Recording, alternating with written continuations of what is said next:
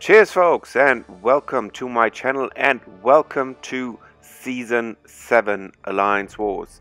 Again, only 1 week off season. I actually think that is way too short, Kabam. You really have to change that, but at the moment there's nothing really we can do, so we have to work with what we get, and that means that today starts Season 7.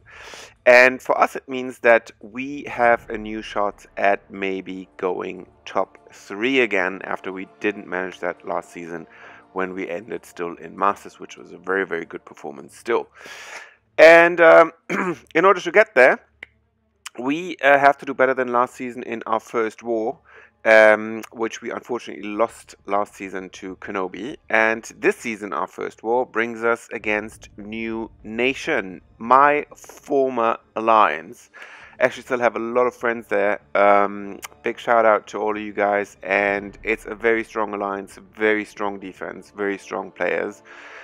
Consistently masters throughout the last 2 seasons, so we knew this was going to be a very tough one.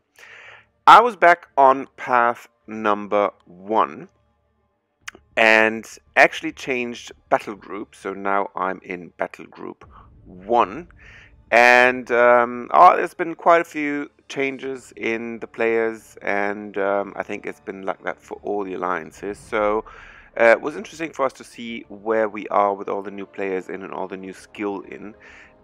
And it also means a lot of, new coordination with new players being part of your battle group. But that's how it goes. And I was happy to start the season again on my path number 1. And I brought Corvus with the Proxima Synergy, as there was a Stark Spider-Man mini-boss, as well as Emma Frost. Because on the famous poison node number 25, there was a mutant champion, and that mutant champion could have very likely been a Iceman. And there's not so many champions that are immune to both Cold Snap and Poison. That's why I brought Emma Frost. And started on the first section. As you can see here, no champs placed there on that section 1, and that was already my path for the evening, so I could basically just use up my energy. And then when I started next morning, actually that poison node was already taken, as was also the next node number 46. So I was already, like, I hadn't even fought, and I was already like on the section 2 upper path, right in front of node 49. So that was actually not so many fights left for me, but also means that I just have really good teammates who are clearing the paths very easily. And as I said, starting on actually node number 49. Node number 49, a Mystic 5-star champion with a persistent charge with a 0 inside. That means it's a Morningstar. If the persistent charge had the number 3 in there, then it would have been a Mephisto, but it's a Morningstar. And Morningstar, of course, when she's duped, causes that famous bleed damage. That's why in the end I decided to go in with Emma Frost. On this node also, I forgot to record that, but that node has unblockable special 1, has a special 1 bias, and also that special 1 does 30% more damage. So, just the good thing, or the good news about this fight against the Morningstar, is that her special 1 is actually very easy to evade. So, just get her to that 1 bar of power, let her fire off that special 1, and then rinse, repeat. There you go. Try to stay in diamond form as much as possible, because when in diamond form, that's when Emma Frost is bleed immune. But even though those few hits where she actually takes some bleed damage, doesn't take too much. And I knew already there that it was the only fight I was going to take with Emma Frost, so not so much harm done. And then moving on to Bane, and that can be a tricky one. Because first of all, this node has very high champion boost. It has plus 200% attack and health, and another plus 200% extra health, so overall plus 400% health. And then Bane which means once you hit your opponent, you transfer on this bane timer, which means that during the bane timer they take for 10 seconds 2.5% damage of your current health. 2.5% of your current health, which means the more health you have at the point of time when you transfer the bane timer on, the more damage the opponent takes. So what you do, of course, you hit your opponent first, so they get the bane timer. And then what you try to do, when the bane timer is very short to expiration, that's when you try to have your attack phase, when you do either your combo or your special. So when the timer would when bane would transfer onto you, you can directly give it back to your opponent. And then what I try here, because I met a rank 5 domino, is that I try to get her over her bars of power right after she gets the bane timer. Because what I want, in case she gets lucky, I want that lucky not to last longer than the bane timer, because then I might face difficulties if she's evading one of my attacks actually during that time. Then I cannot transfer bane right back at her. So all I tried was make sure that she does not get lucky when the bane timer is about to expire and when the bane timer is about to transfer onto me. And if you respect that, then actually you can fight her pretty easily. You can parry stun her medium dash attacks.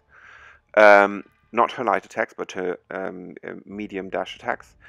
And also, you can actually evade when she's dashing right at you and counter attack right away. So once you're fine in, again, just making sure she does not attack you or she does not get lucky when the bane timer is about to expire, then actually you should be fine. Take a little bit of damage, of block damage, of course, but overall it's not the big deal. And then I had one charge from that mutant fight that I transferred on now to the mini-boss, which was Stark Spider-Man. And Stark Spider-Man on the mini-boss note number 53 is Enhanced Special 2, means Special 2 bias, but also the Special 2 is unblockable and does 30% more damage. And on top he has power gain by 100%.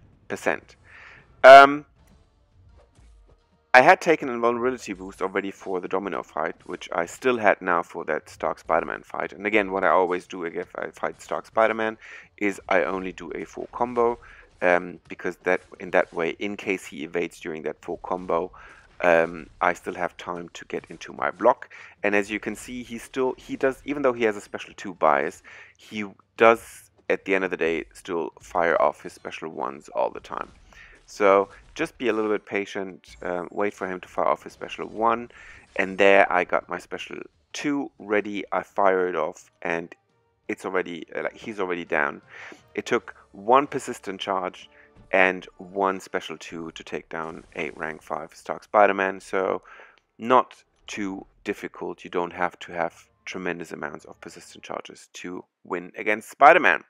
And that was already my path. And then I had the pleasure to get the approval from my fellow teammate, Psyure, to add to this video his boss fight against the champion. He has a rank 5 Dr. Voodoo, and Dr. Voodoo is probably the single best counter to the champion, because the champion is very vulnerable to poison damage, and because of all the buffs he has on this boss node. I mean, you see here physical resistance, true strike, then of course the fury buff, the unstoppable buffs, plus the different buffs that actually Dr. Voodoo places on him that then can be transformed into those poison charges. That in the end gets him down rather quickly and also prevents his abilities, like preventing his regeneration during his Special 1s. So overall, I'd say just enjoy that fight. I can say at this stage that it was a very, very successful war. We won this war, and we also had a really good performance also of all the new players in the Alliance, and I'm very, very confident that we will have a great season number 7, wherever we will land in the end. I hope that this was just the beginning of a very, very nice and beautiful journey. And if you found this video helpful and useful, then please feel free to give it a like. If you are new to the channel and would like to see more videos like this in the future, then please hit the subscribe button. And I hope to see all of you very, very, very soon on my channel. Cheers, folks.